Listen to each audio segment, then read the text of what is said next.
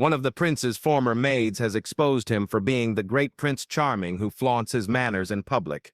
His rotten, privileged status as a son of the crown is now known worldwide. To find out what happened and why Prince Andrew's former maid disclosed his actual identity, watch the video all the way to the end. Everything has finally clicked. He did not transform into a monstrous creature. No matter what, he was a wicked person. One person who aspired to be a servant to the royal family was Charlotte Briggs, and she used to believe that no matter what, if you loved someone, they would eventually succeed. This time, though, she was mistaken. Unbeknownst to Charlotte, there are poisonous situations in which a snake egg, no matter how carefully nurtured, will eventually hatch into a snake. That is the outcome in the instance of Prince Andrew. At the age of 21, she came into contact with Prince Andrew's realm, which offered the glitz of royal apartments and the honor of serving the king, but she ended up describing her position as the most despised in the office. It was easy to understand why. A man who was not the charismatic Duke of York as the public knew him resided beyond the palace's gleaming walls. It envisioned, but whom his own employees openly criticized for being conceited, aggressive, and disturbed. While speaking with the Daily Mail, she didn't squander any time. All of her thoughts and feelings regarding Andrew were spilled. It makes no difference to me what Prince Andrew feels. This man is just disgusting. Her speech did not reflect an effort to be more diplomatic. The testimony was as honest as it could be from someone who had suffered years of humiliation. The world received its first unvarnished look at her as her story went viral. Andrew's true behavior when no one was filming. The Duke was shown to her as a slacker, an obnoxious brat from the very beginning of her impressions of him. According to her, Andrew frequently yelled out directions for things he could have accomplished on his own. One of his fixations shifted to curtains. Massive floor-to-ceiling draperies, Briggs was instead responsible for what could have been simply drawn by his own hand. A tantrum was triggered by the mistake, if that's the right word, the moment she left the tiniest space between them. Andrew sprang out of his office and yelled profanity-laced rants down the hall. "You're utterly incapable of something, surely." He shrieked as he brought the little maid to tears. The workforce endured the power system daily, and it was a peep into it. No error, no matter how little, was ever excused in Andrew's family. All deeds were punishment's burden. Whenever Briggs went from room to room, she was paralyzed with anxiety that someone would spot her. According to her, she made every effort to stay away from him. His demeanor was enigmatic. Even terrible was his fury. However, she was unnerved by more than just his rage. He made bizarre requests that were both embarrassing and compulsive to the point of being ridiculous. His stuffed animal collection was the center of the most notorious. External observers perceived it as an endearing eccentricity, an adult guy clinging to his youth. It was a living nightmare for the people responsible for its upkeep. As a matter of military accuracy, the 72 teddy bears, plush hippo, and Black Panther were all maintained by the Duke of York. Nobody touched them without instructions. Each item had its designated spot on the laminated instructions sheet. For example, his two favorite bears were to sit sentinels on either side of his bed at all times. The entire day was devoted to training Briggs on this practice, she said. Andrew is known for his explosive outbursts, and anything may set one off. In its own way, his bedroom was a temple to his own frailty. After turning the mattress, the embroidered pillows with the royal crest had to be positioned precisely in the middle. He had to change out of his pajamas complete symmetry. He was instructed to take the stuffed animals down from their display before going to sleep and to put them back in the morning. Everyone on staff, including Briggs, frequently pondered the kind of man who would want such treatment and what it revealed about him. Press coverage was rapid regarding this. Based on these tales, it went on to depict an adult prince who is unable to go past his stage of retardation and who relies on his young maids to calm him down and keep his teddy bears safe. Nonetheless, Briggs did not consider it amusing. It felt like strolling daily, she emphasized, walking on eggshells. The public charisma he tried to project clashed sharply with the image of a childlike king who sobbed uncontrollably over drapes and animals. The way he dealt with other servants was even more appalling. He was someone who dealt with palace employees, according to Briggs. in comparison to the kind and considerate Prince Philip, Charles, and Edward, who she recalled as being treated like garbage. Andrew constituted an entirely new category of brutality. None of these tales came straight out of her head. Additional past employees discovered same material. Andrew stood right next to the drapes, so one ex-maid remembered having to run across the room to close them. He did this to remind her of her place.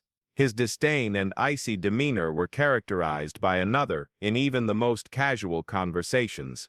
Still, the needlessness of these discoveries only served to heighten their hurt. Unlike his siblings, Andrew did not have to shoulder the weight of household duties. He had no future as a monarch.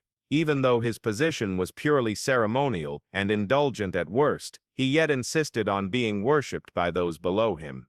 The truth that Charlotte Briggs divulged was about more than simply a man prone to outbursts and eccentricities. The topic at hand was a pattern, an individual whose work environment was so poisonous that even working in the palace became intolerable, who delighted in putting other people down, and who viewed service as submission rather than assistance. And this was merely the initial stage. Not at all, there was more to come. Charlotte was aware of something about Andrew as well. And it all began when I was quite little. It all started with, in contrast to his siblings, Andrew had an unflattering personality. Andrew appeared to represent something considerably less innocent than Anne and Charles, who were reserved and bookish, respectively.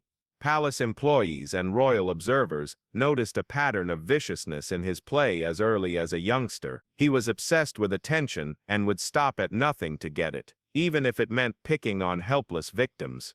He used to enjoy provoking the Queen's expressionless guards as a child. Andrew strode confidently at a time when most children would have shied away from their scary presence. Swiftly by their side, making fun of their stiff stance and straining their faces to loosen up. He became increasingly furious when they ignored him and escalated his pranks in an attempt to get their attention. The prank here wasn't innocuous. Even the gentle discipline of the soldiers guarding him didn't seem to matter to the youngster. Members of his immediate family, even when he wasn't actively targeting humans, his true brutality shone through. Even animals were subject to his irritable rage. Historical records show that he used to laugh at the family dog's yelps, kick them when they swung their legs, and even hit the legs of horses with sticks for fun. The behavior revolted the royal grooms to the point that they eventually decided to do something about it. They seized the juvenile prince and buried him in a mound of horse feces, covering him with new dung and putting him face down in the disgusting mess he had taken pleasure in making other people clean. What a hideous they punished him. But it was evident that they thought he deserved it. The servants also violated royal protocol on multiple occasions to correct him. The man retaliated after he relentlessly taunted a palace footman on a separate occasion.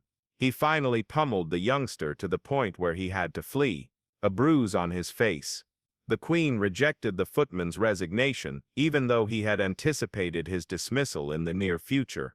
It appeared that even she could see that Andrew's actions had become harsh enough to warrant punishment, even if it was meted out by her own maid. Neither the employees nor the animals were safe from his viciousness. Alongside Edward, his younger sibling, Andrew made a game out of every conversation. He shoved him, took cakes from him, and left him with bruises. He was clearly bullying him. It wasn't a game of sibling rivalry. Dominance was the word. Those who beheld it perceived a young man enthralled by the rush of dominance, ever seeking validation of his dominance. His reputation hung over him like a bad smell at school.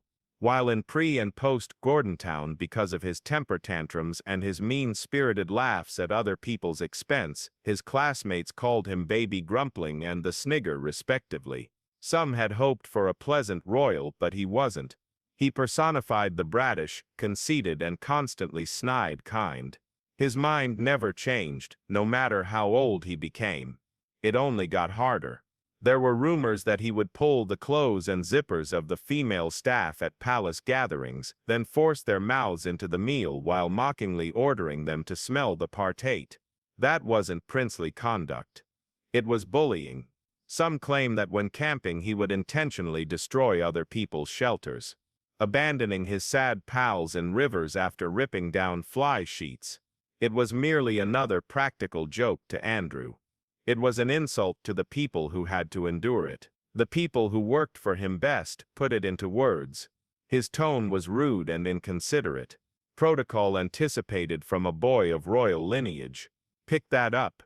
The boy's vocabulary was stunning to the servants who were used to discipline, restraint, and decorum, as he instead hurled objects to the floor and yelled instructions laced with profanity.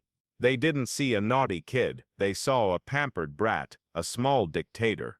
Andrew had already established himself within the palace walls by the time he reached the age of uniform wearers.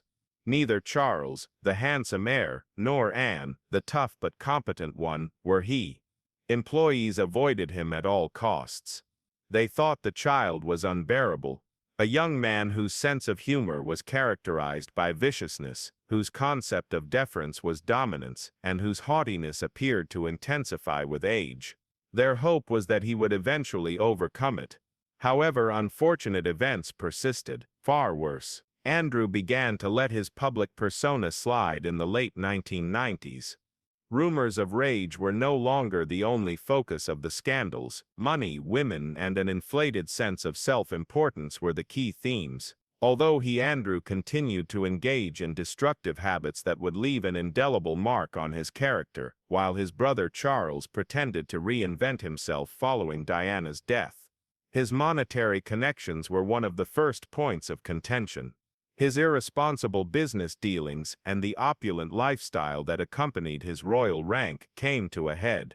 He allegedly struck deals with dubious characters, including persons who were under investigation overseas.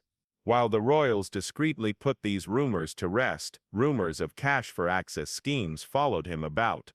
From modest friend favors, it soon escalated into claims that Andrew was using his royal position to earn money by meeting with businesses for exorbitant fees.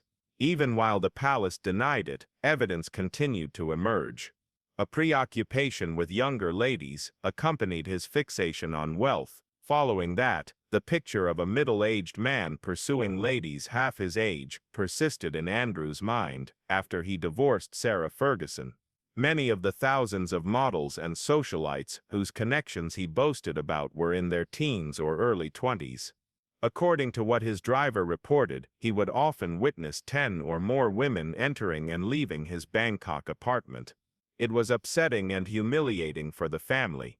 Randy Andy was the moniker that journalists publicly used to describe the son of the Queen, and it remained for decades, turning him into a punchline in tabloids. The inseparability he felt from maids was whispered about even in the palace. Unsuitable companions. Next, his notorious friendship with Epstein emerged. There were numerous sightings of Andrew at his New York properties, Caribbean villa, and private plane even before Epstein was taken into custody. Andrew and Epstein's post-first incarceration stroll captured in photos. He has never had the answers to the questions presented by that sentence. There was more than one issue with the association. His audacity was the reason. In contrast to other influential men, Andrew remained steadfast, describing Epstein as a faithful friend and adamantly stating that he had no qualms regarding their relationship. In hindsight, that one choice would come to define him. Epstein wasn't the sole one casting a shadow over him either. Workers within the palace were secretly making a list of complaints. The housekeepers felt they were treated like employees in today's homes, but rather servants in a medieval court.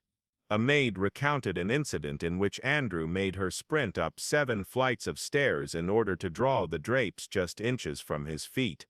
According to her, the verbal and degrading assault was constant and had a purpose of breaking them. Somebody else said that he once screamed because he made a tiny error with his teddy bears and nobody else could touch them but him. In secret, some of the Queen's staff started referring to him as the Prince of Darkness due to his infamous treatment of them. Instead than merely issuing commands, Andrew insulted his subjects. His berating of gardeners for misplaced leaves was noted. According to drivers, he would get very angry if a car was even 5 minutes late. A former equerry employee came clean about how Andrew used them like a human punching bag. These long-lost stories eventually made their way into the media, one by one, creating an even more somber image than before. His foreign travels gave the public a taste of his arrogance. He had the responsibility of representing Britain with grace as its trade ambassador.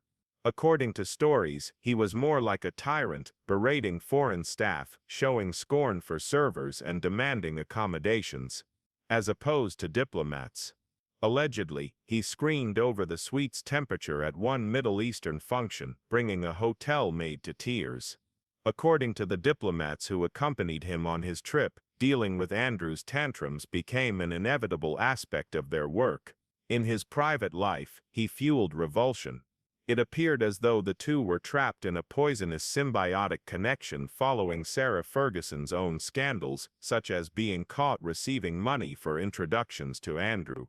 As they continued to enjoy the privileges of royal life apart from one another, they remained legally married. The disgrace they inflicted upon the kingship. In the eyes of their detractors, they were able to hide behind their titles while engaging in actions that would have brought disgrace upon anyone else. In the early 2000s, Andrew's life took a tragic turn. He lacked the admiration and respect of Charles. Like Edward, Anne might be endured. He was made fun of, after it came to light that he often misused taxpayer funds on private planes and helicopters for pointless trips. His moniker changed from Randy Andy to Air Miles Andy. The picture was damning all over again. A man oblivious to the fact that he appeared out of touch in a Britain battling economic disparity as he clung to luxury. The number of palace insiders who spoke out increased year. The man they spoke of was completely lacking in charisma, yet he was status-obsessed and wanted to be seen with A-listers, being mindful of oneself.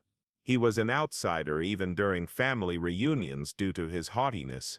Andrew was the most entitled and least brilliant of the Queen's sons according to Princess Diana, who supposedly made the comment at one point. At last, her detractors appeared to be in agreement. There were no missing red flags. Problems with entitlement, anger, unhealthy friendships and wasteful spending. But he continued nevertheless. With his mother's unfaltering devotion as a shield, Andrew drew farther and further into the shadows, avoiding any repercussions until Epstein's entire world came crashing down. Toted it along with Andrew. At that point, the public began to view the prince in a much darker light, no longer as a privileged royal. The subsequent scandal would irreparably damage Andrew's standing in the royal family and ruin his image. The watershed moment arrived in the year 2010. Just recently, Jeffrey Epstein was granted parole for his conviction of soliciting from a juvenile. He scared away most powerful men. Andrew reversed the process. He was seen chuckling as he and Epstein strolled around Central Park. There was no controversy. A bomb went off with that one picture. The public witnessed the Queen's son accompanied by a convicted sex offender for the very first time. Next up was Virginia. Her star began to rise in 2015. Record. Among the guys she claimed to have been coerced into having sexual relations with by Epstein while she was a teenager was Andrew, she said. 3 times, she said. They had met. On every occasion, she attributed it to Epstein's associate Ghislaine Maxwell. A picture was the most incriminating evidence. Jouet, who is 17 years old, is embraced by Andrew. In the background, Ghislaine is smiling. Andrew firmly denied it. According to him, he had no acquaintance with her. He went so far as to say the shot was staged but inspected it and discovered no indications of manipulation. He appeared much more desperate due to his denial. Panic ensued in the palace. They sought to protect him for a long time, making nebulous claims and depending on the Queen's power to censor criticism. However, more and more proof emerged. According to the flight records, Andrew was accompanied by Epstein. People in the Caribbean, London, and New York City saw them together. With each intricacy, the royal facade was eroded more. The year 2019 was the tipping point. In an effort to clear his name, Andrew consented to an interview with the BBC. The interview that ensued was among the most disastrous in the history of the royal family. He became a worldwide parody when he started making justifications that were so ridiculous. He asserted that during the evening he was really with his daughter at a Woking Pizza Express when Geoffrey claimed they met in a London nightclub. Ignoring how absurd it sounded, he reiterated the information as if it were a solid alibi. An otherwise serious accusation became a laughingstock as memes descended onto the internet. The word sweating followed. Ju mentioned that while dancing with her, Andrew perspired profusely. In response, Andrew said that he was unable to perspire due to a medical problem that he was experiencing at the time. He lost all credibility the moment he made that absurd and strange excuse. It had progressed beyond simple denial. What a naivete. His tone, though, was the most offensive part. Andrew put his own needs above those of Epstein's victims. He maintained that continuing to work with Epstein it was convenient following his release. While he acknowledged that it was an error, he swiftly countered that it had a purpose in that it allowed him to personally terminate their friendship. Millions of people thought he was trying to justify being so near a predator. Reactions were right away. Many used terms like train wreck and car crash to describe the interview. Not even the Queen could save him from this danger. A few days later, Andrew made the announcement that he was withdrawing from his role as a prince. It was a way out. When it comes to in contemporary times, a senior royal was essentially exiled due to scandal. That wasn't the end of the harm. Donors severed connections with him. He had his honorary positions revoked by universities. The military units that had him detained expelled him. From beloved son of the Queen to poison to all things royal, Andrew had gone through a remarkable transformation. Jure, though, continued forth. She sued Andrew in a U.S. civil court in 2021 claiming that he had sexually assaulted her. The one that Andrew has attorneys did all in their power to have the charges dropped, claiming she had no case. He was shielded by technicalities, and the allegations were baseless. The experiment was a failure. Trial may proceed according to the judge's ruling. Andrew understood exactly what that meant. He had two options: settle quietly or confront Geoffrey in public court. Andrew finally made his home in the beginning of 2022. Reportedly, he paid Geoffrey £12 million. Despite the palace's claims to the contrary, the general public interpreted it as an admission of guilt. It appeared to many that he had purchased his way out of responsibility. Even worse, speculation over the origin of the funds continued. To shield the monarchy, others thought the Queen had secretly paid for the deal. Andrew was the only one the world saw during Prince Philip's funeral, running after his brothers and sisters. He was not allowed to make an appearance on the balcony at the Queen's Platinum Jubilee. Standing uncomfortable, while his siblings wore their military uniforms, he was stripped of his uniform at her funeral. At every turn, it seemed like the prayers of those who he injured. Yes, that was wrong. Andrew had all of his honorary military titles revoked the instant Charles assumed power. He was informed that he would no longer serve as an official representative of the crown.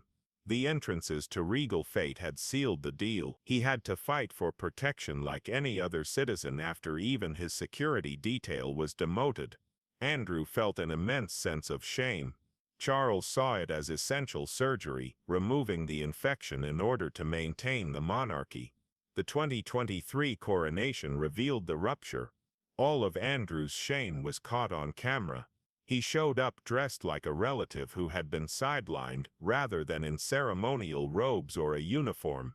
Members of his family accompanied him as he went, and clad with emblems of authority. A mask of repressed rage covered Andrew's face as he stumbled clumsily. Professionals in the field of body language analysis noticed the discord between him and his relatives. Observe how William averted his gaze and how hardly acknowledged he was by Charles. Regarding Harry's manner, he looked to be more well regarded, despite his own controversies, than the disgraced Duke. That wasn't the only occasion he felt alone. The next year during Easter service, the crack was once again seen on camera. As Andrew trailed behind, Charles and William raced ahead, interacting with the audience, disregarded even by his own relatives. There was a tale conveyed in every look and movement. Andrew had become the specter of the royal family. The private life, however, persisted in leaking even after being banished from public life. A larger contingent of employees then arrived, bearing witness to events that further infuriated the general populace against him. According to one, Andrew would expect the housekeepers to tidy up after him, despite his penchant for leaving laundry in all sorts of random places throughout his rooms. Someone else said that he was quite particular about the temperature of the water in his baths and would yell at the servants if they didn't meet his standards. The valet remembered being told to use an iron to flatten Andrew's shoelaces. Even though it all sounds ridiculous, the specifics showed that this individual was completely entitled and unconcerned with how other people act.